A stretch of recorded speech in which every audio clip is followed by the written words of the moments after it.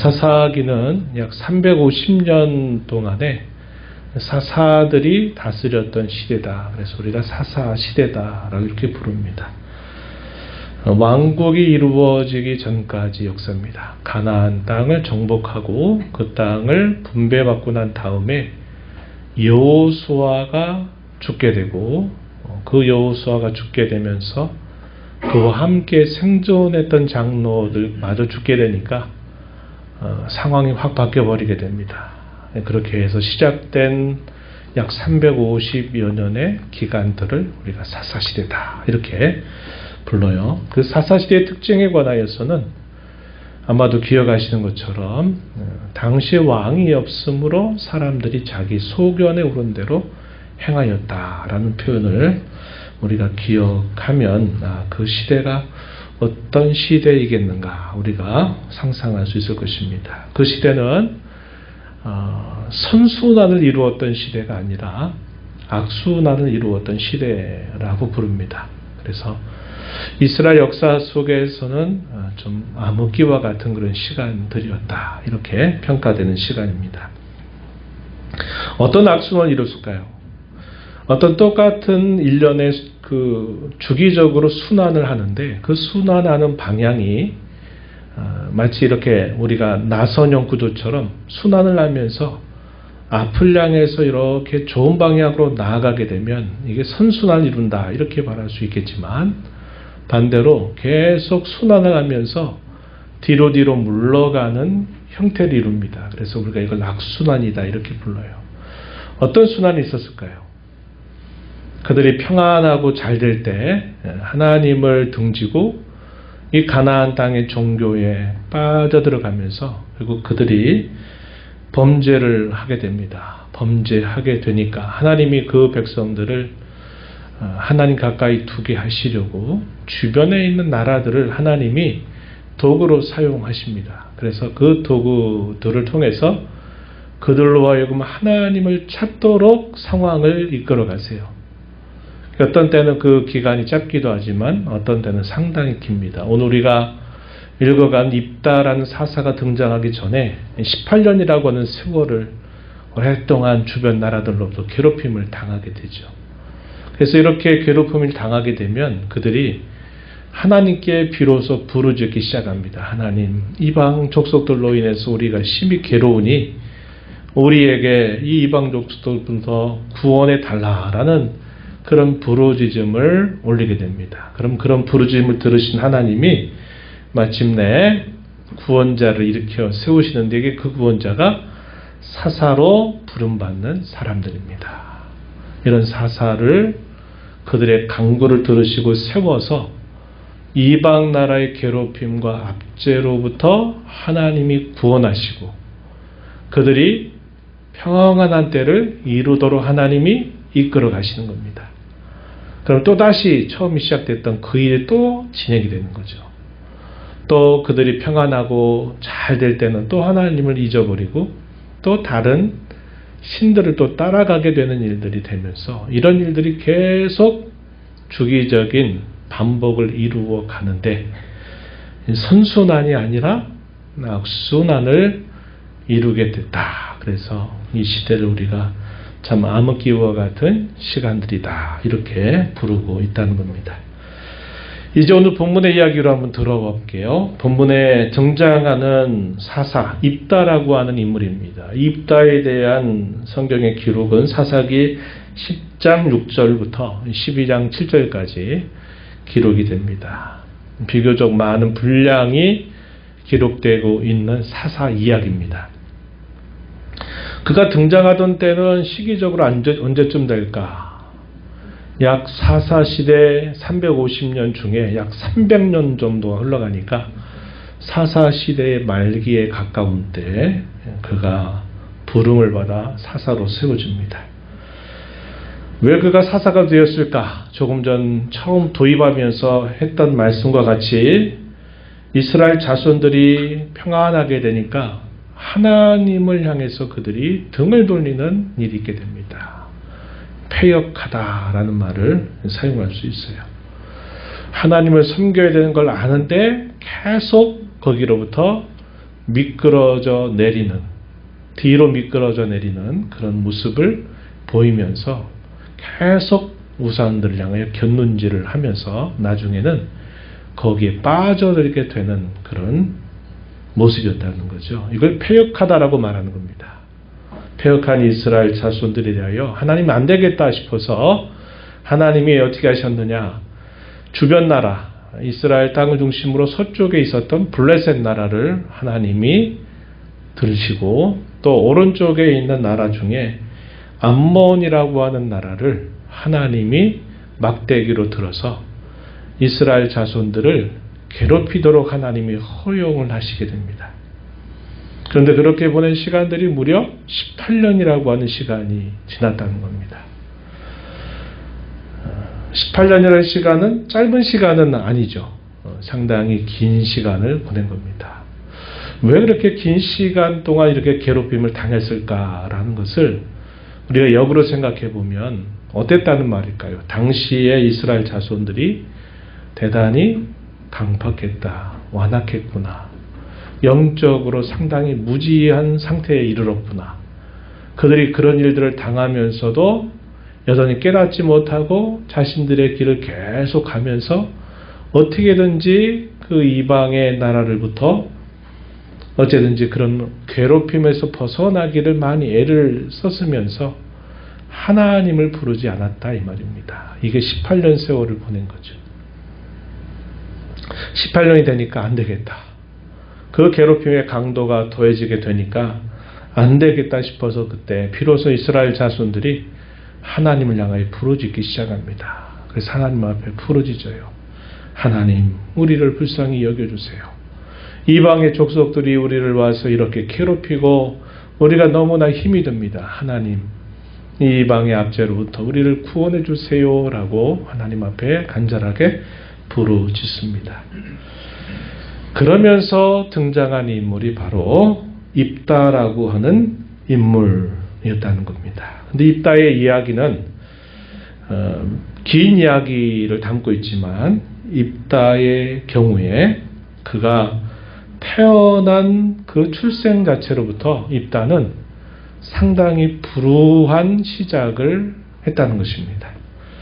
오늘 우리가 읽은 말씀에 보니까 그는 길르앗의 아들이긴 한데 그 어머니가 기생에게서 출생했다 한 것 때문에 장자임에도 불구하고 본래 길르앗의 본처로부터 난 자식들에 의해서 상당히 괴롭힘을 당합니다. 이복의 동생들로부터 괴롭힘을 당하면서 너는 아버지의 기업을 이어받을 수 있는 사람이 아니야. 너는 적자가 아니다 이 말이죠. 일종의 서자라는 그런 서러움을 안고서 어린 시절을 보내게 됩니다. 그뿐만 아니었어요.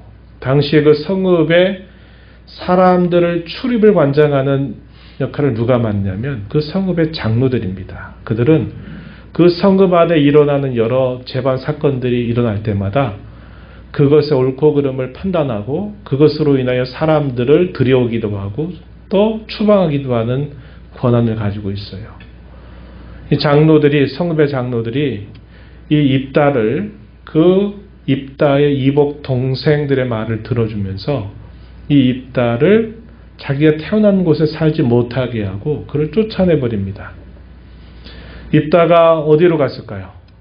오늘 우리가 읽은 본문에 보니까 돕당이라고 이렇게 말하죠. 이 돕당은 이방 땅이에요. 하나님의 약속의 땅이 아닌 다른 곳에서 결국 그가 어린 시절을 보내면서 거기서 성장을 하게 됐다 하는 겁니다. 그러다 보니까 이 입다와 비슷한 처지에 있는 사람들이 한 명, 두 명 모여들기 시작하더니 어느 정도의 무리를 이룬 겁니다. 그런데 이 사람들이 상당히 싸움을 잘했던 사람들 같아요. 그래서 이곳저곳을 드나들 만큼의 세력을 갖추게 되었음을 보여줍니다. 그런데 놀라운 것은 이 입다가 이러한 불우한 시절로부터 자라게 되지만 그가 나중에 사사로서 이렇게 활동한 걸 보면 이 하나님 백성들에 대한 역사의식이 있었던 인물이다 하는 사실을 우리가 확인해 볼 수 있어요. 하나님께서 자기의 민족을 애굽이라고 한 나라로부터 하나님이 건져내셨던 일과 또 그들이 가나안 땅에 이르게 되는 과정에서 있었던 역사적인 일들을 이 입다가 알고 있었다는 것을 보여줍니다. 불우하게 자라고 어떻게 보면 추방당해서 불우한 시절을 지냈음에도 불구하고 그에게는 신앙이 있었다는 겁니다. 신앙이 어쩌면 그의 불우한 모든 어려움들을 극복하게 하는데 큰 도움이 되겠구나 하는 생각을 할 수 있는 부분입니다. 당시 블레셋 나라와 암몬 나라에 의해서 괴롭힘을 당했는데 때마침 이 입다는 길르앗 지파에 속해 있었어요. 길르앗 사람들이 속해 있는데 이곳에 암몬 군사들이 침범을 한 겁니다. 그래가지고 이들이 괴롭히니까 이들의 괴롭힘에 대하여 이 길르앗 사람들은 싸울 만한 그런 힘이 없었던 겁니다. 그러다 보니까 어떻게 할까 하다가 우리가 지금 이런 위기에 처해 있는데 어떻게 해야 될까 하다가 누구를 생각해냈냐면 돕당에서 있는 이 입다를 생각하게 된 겁니다.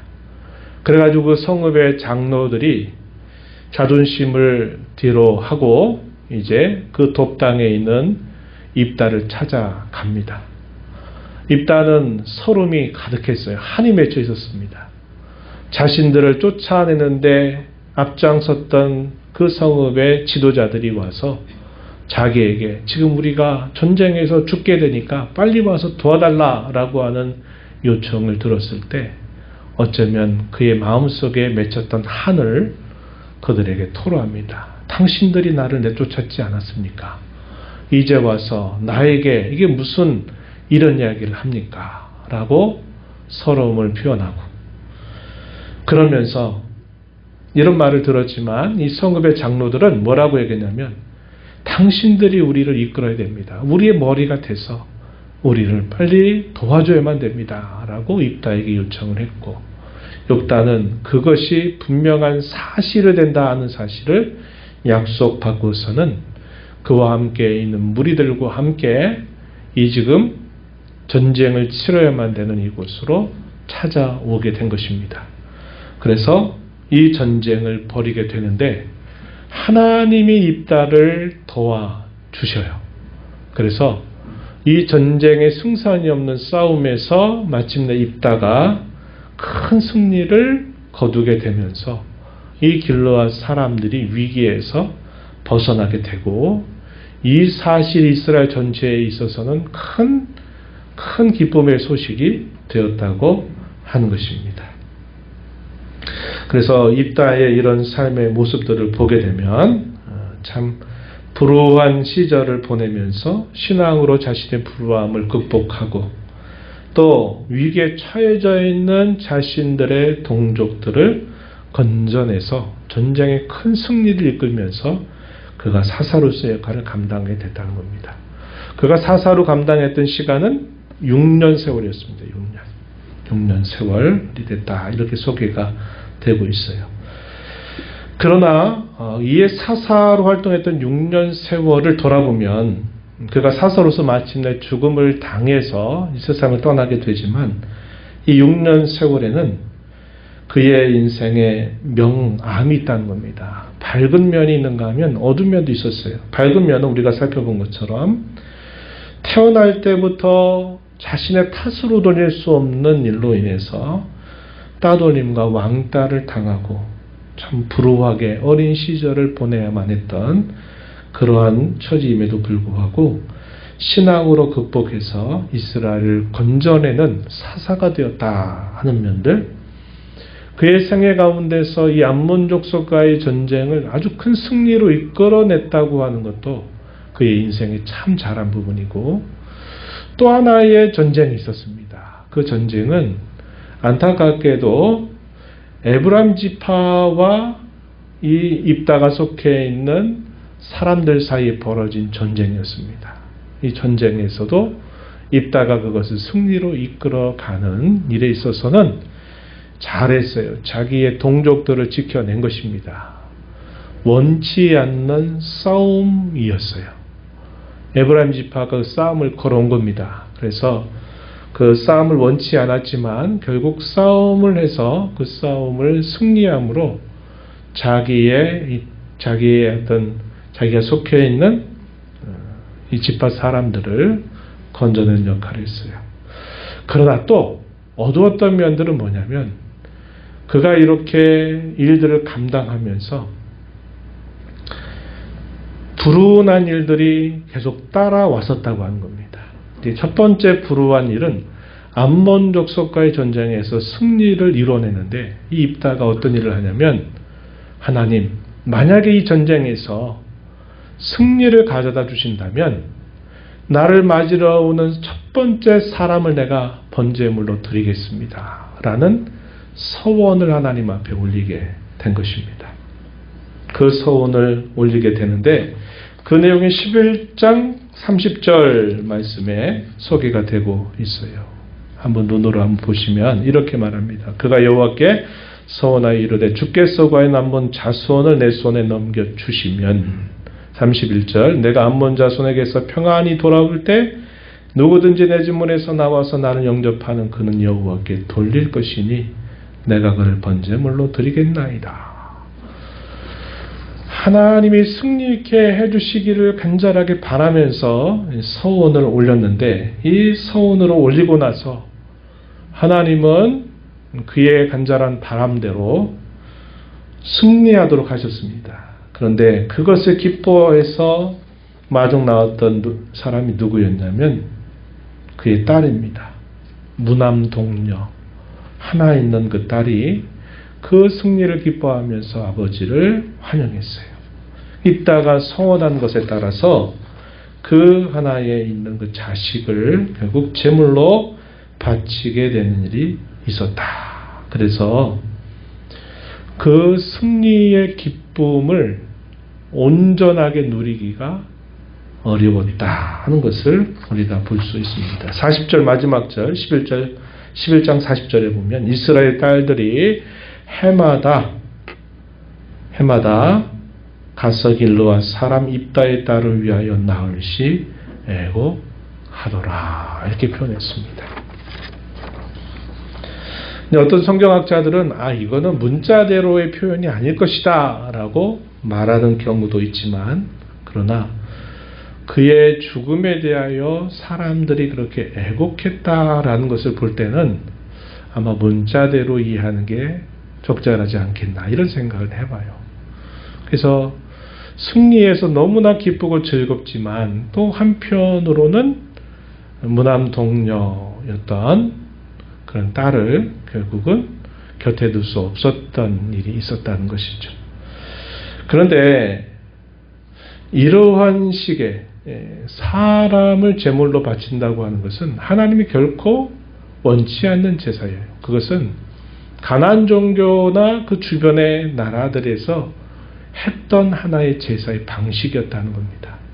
그러다 보면 이것이 올바른 서원이 아니었다는 거죠. 잘못된 서원을 했기 때문에 그래도 그 서원을 이행한다고 했던 일이 결국은 자신에게 정말 마음껏 기뻐할 수 없는 그런 상황에 처했다는 것이고, 두 번째, 원치 않는 싸움을 해서 승리를 거뒀지만 그러나 결과적으로 봤을 때는 어떤 전쟁이었느냐, 당시에 같은 하나님 백성들 사이에 지파 간의 전쟁이 벌어져서 당시에 이 에브라임 지파 사람들이 무려 24,000명이 죽게 되는 그런 참혹한 일로 끝나게 되었다. 성경이 기록하고 있습니다. 동족과의 전쟁, 이거 해야 될까요? 말해야 될까요? 안 해야죠. 물론 입다가 싸움을 건 건 아닙니다. 이 에브라임 사람들이 잘못했어요. 입다에게 잘못 와서 그 시비를 걸었고 전쟁을 벌였지만, 그러나 그 전쟁에서 자기 속해 있는 사람들은 승리를 거두게 하였지만 그거 역시 정말 온전하게 기뻐할 수 없는 승리가 되고 말았다 하는 것을 우리가 알게 됩니다. 이게 뭘 보여줄까요? 사사시대의 그 어두운 분위기를 보여주는 겁니다. 사사라도 온전하게 이렇게 보이는 사사가 거의 없어요. 사사의 결말이 불운하게 끝나는 경우도 많고 또 안타까운 죽음을 맞게 되는 경우도 적지 않았습니다. 우리가 잘 아는 삼손 같은 경우도 어때요? 여인에게 빠져가지고 모든 고초를 당하다가 마지막에 하나님의 능력을 힘입어서 큰일을 하고 죽지만 그러나 그의 삶 자체를 잘했다고 말하지는 못하는 겁니다. 이 삼손도 그렇죠. 기드온이라고 하는 사람 유명하죠? 기드온이라고 하는 사람도 사사로서 참 잘했습니다. 근데 그의 생애 말년에 우상 숭배의 빌미를 또 만들어 놓고 세상을 떠나버려요. 그러니까 이 사사 시대의 사사로 부름받았던 모든 이 사사들의 공통된 특징은 온전하지 못하다는 겁니다. 아주 흠결이 상당히 많은 모습을 보였다고 하는 것이죠. 입다도 그런 인물에 속한다 하는 것입니다. 이 사사들은 성경에서 뭘 보여줄까요? 하나님께서 자기 백성들에게 이루어 주실 구원을 예표적으로 보여주는 삶을 살았던 인물들이죠. 그런 면에서는 그들이 뭔가 분명한 역할을 인생 속에 수행한 게 맞지만 그러나 또 한편 그들의 한계는 우리가 살펴봤던 것처럼 대단히 온전히 기뻐할 수 없을 그런 삶을 살았다는 것이고 온전하고도 충만한 구원과 승리를 경험에 이루어내지 못하고 결국 그들의 인생을 마치게 됐다는 것을 보여주는 겁니다. 그래서 하나님이 자기 백성들에게 이루어 주신 구원의 성격과 이 사사들이 이루어낸 구원의 성격은 많은 질적인 차이를 보이고 있다는 면에서는 분명한 한계를 가지고 있다 하는 것입니다. 우리의 인생은 어떨까요? 우리 인생은 어떻게 되겠습니까? 우리도 지나온 삶을 돌아보면 우리도 그런 면들이 참 많을 겁니다. 하나님이 여기까지 우리를 지켜주시고 우리를 구원해 주시고 또 우리를 사용하셔서 여러 가지 일들을 또 감당케 하신 게 분명하지만 되돌아보면 이런 마치 입다가 승리를 하고 또 그들이가 구원의 일들을 이루어내지만 온전하게 기뻐하고 온전하게 하나님께 영광을 돌릴 수 있는 그런 모습이 아니라 그렇지 못한 모습들이 많이 있을 것이다 한 것입니다. 우리는 우리 하나님의 크신 사랑과 은혜로 말미암아 우리는 값없이 구원함을 받은 자녀, 참된 구원을 약속받은 성도로 우리는 이 땅을 살아갑니다. 저와 여러분의 남은 인생을 통해서 하나님 우리를 통해서 써내려 가실 그 구원의 이야기가 입다와 같이 온전히 기뻐할 수 없고 온전히 그것을 가지고 하나님께 영광을 돌릴 수 없는 그런 모습이 되지 않도록 우리가 힘을 기울여야 되겠다 하는 겁니다. 남은 인생을 통해서 더 좋은 구원의 이야기를 써가도록 우리가 살아가는 것이 중요한 것입니다. 그러기 위해서 우리는 더 좋은 신앙, 지금보다 더 좋은 신앙을 가지고서 우리가 살고 있는 이 시대의 여러 어려움을 극복하고 또 우리 자신들을 극복해 나가는 저와 여러분이 되어야 하겠다는 것입니다. 더 좋은 신앙이 뭘까요? 이 사사시대가 갖고 있는 그 면들 얘기했죠. 하나님을 알고 믿기는 하는데 이 잡스러운 것들이 그 신앙 안에 많이 섞여 있어요.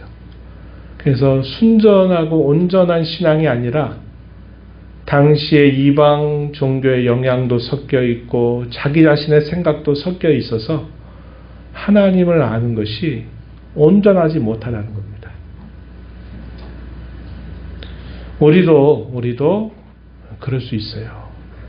하나님 믿는 신앙과 내가 여태까지 경험했던 것들, 내가 알고 있는 것들, 내가 생각하는 나의 가치관 등 이런 것들이 함께 섞여 있다 보면 우리의 삶도 그럴 수 있다는 겁니다. 그러니까 우리의 남은 삶 속에 우리는 더 하나님이 누구이신가를 말씀을 통해서, 그리고 우리의 인격적인 우리의 모습 속에 하나님의 말씀이 잘 스며들도록 우리가 우리 신앙을 잘 세워서 하나님이 저와 여러분을 통해서 써내려가시는 이 구원과 승리의 이야기가 더 기뻐할 만하고 더 하나님께 영광을 돌릴 만한 그런 삶이 되어야 하겠습니다. 그런 은혜가 저 여러분 모두에게 함께하기를 진심으로 축원합니다.